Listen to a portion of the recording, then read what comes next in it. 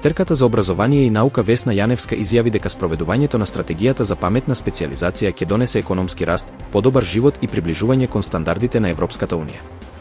Таа појасни дека стратегијата ги опфаќа информатичкиот сектор, паметното земјоделство, индустријата 4.0, одржливите материјали, како и енергијата и туризмот.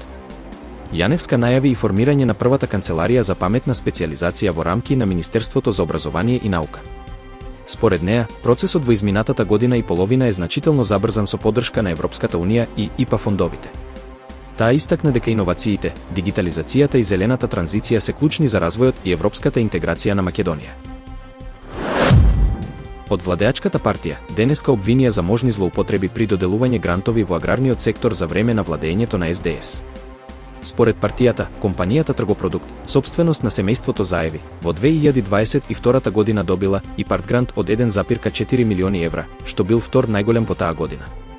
Опозицијата тврди дека претходно било отпишано жито во вредност од околу 800.000 евра и ги поврзува Зоран Заев, Венко Филипче и Јупчо Николовски со, како што велат, меѓусебни услуги. Побараа јавното обвинителство да отвори истрага и да ги испита сите околности. Засега нема реакција од институциите ниту од прозваните.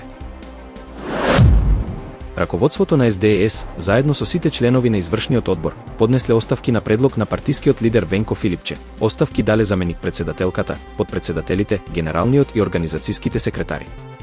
Од СДС велат дека со овој чекор се отвора ново поглавје за партијата, со кадровско освежување и внатрешна реорганизација. Новите членови на раководството ќе бидат предложени на некоја од следните седници на Централниот одбор. Потегот следи по лошите резултати на локалните избори. Промени се најавуваат и во владеачката партија, по предстојниот партиски конгрес, а конгрес во декември најави и ДУИ. Грчките земјоделци денеска најавија блокади на граничниот премин Кулата, промахом кон Бугарија и на повеќе клучни патишта во северна Грција. Демонстрантите од регионот Серес најавија дека од пладне со трактори ќе го затворат патот кон границата, а доколку полицијата ги спречи, ќе формираат човечки синџир. Тие бараат исплата на заостанатата финансиска помош и повисоки откупни цени за земјоделските производи. Се очекуваат и прекини на сообраќајот меѓу Комотини и Ксанти, како и нови блокади на автопатите Солун, Атина и Солун, Халкидики. Иако грчката влада најави дека долговите ќе бидат подмирени до крајот на годината, земјоделците не им веруваат и најавуваат нови протести. Европскиот совет и Европскиот парламент постигнаа договор за постепено укинување на увозот на руски газ до 2027 година, со цел целосно да се прекине енергетската зависност од Русија. Новата регулатива предвидува забрана за увоз и на течен природен газ и на газ преку цевководи. За краткорочните договори забраните ќе важат од април и јуни 2026 година, а за долгорочните од 2027 година. Целосната забрана за гасоводниот газ ќе стапи во сила најдоцна до ноември 2027 година. Во моментов, рускиот газ учествува со околу 12% во увозот на Европската унија, наспроти 45% пред војната во Украина. Унгарија, Франција и Белгија се уште увезуваат руски газ. Поранешната висока представничка на Европската унија, Федерика Могерини и функционерот на Европската комисија Стефано Санино беа ослободени по приведување во рамки на истрага за можна измама во Брисел. Тие беа приведени по полициски рации во институции на Европската унија и во колеџот на Европа во Бриж. Обвинителите се сомневаат дека во 2021 и 2022 година влијаеле до делување јавен договор за нова дипломатска академија на Европската унија, токму на колеџот, каде што Могерини е ректор. Обвиненијата вклучуваат измама, корупција и судир на интереси. Европското обвинителство соопшти дека се ослободени бидејќи не постои ризик од бегство, а истрагата продолжува.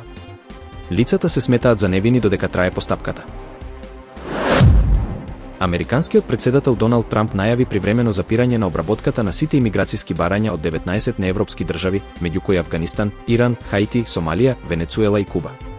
Мерката ги опфаќа сите постапки, од зелени карти до барања за државјанство. Одлуката следи по неодамнешен напад во Вашингтон, за кој е осомничен авганистански државјанин, што, според администрацијата, наложило дополнителни безбедносни проверки.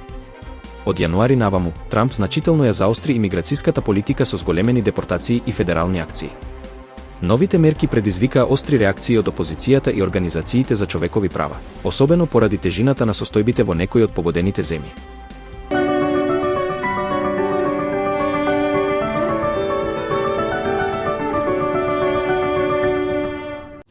Времето денеска претежно облачно со повремени локални врнежи од дожд. Пообилни врнежи ќе има во западните и јужните делови. На повисоките планини врнежите ќе преминуваат во снег. Ќе дува слаб до умерен ветер од југоисточен правец. Во Скопје е претежно облачно време со слаб јужен ветер.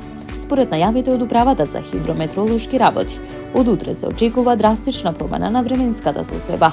Ќе преовладува претежно облачно време со повремени локални врнежи од дожд. На повисоките планини врнежите ќе преминуваат во снежна покривка. Како и денеска во претпладневните часови и утре по одделни котлини ќе има појава на магла.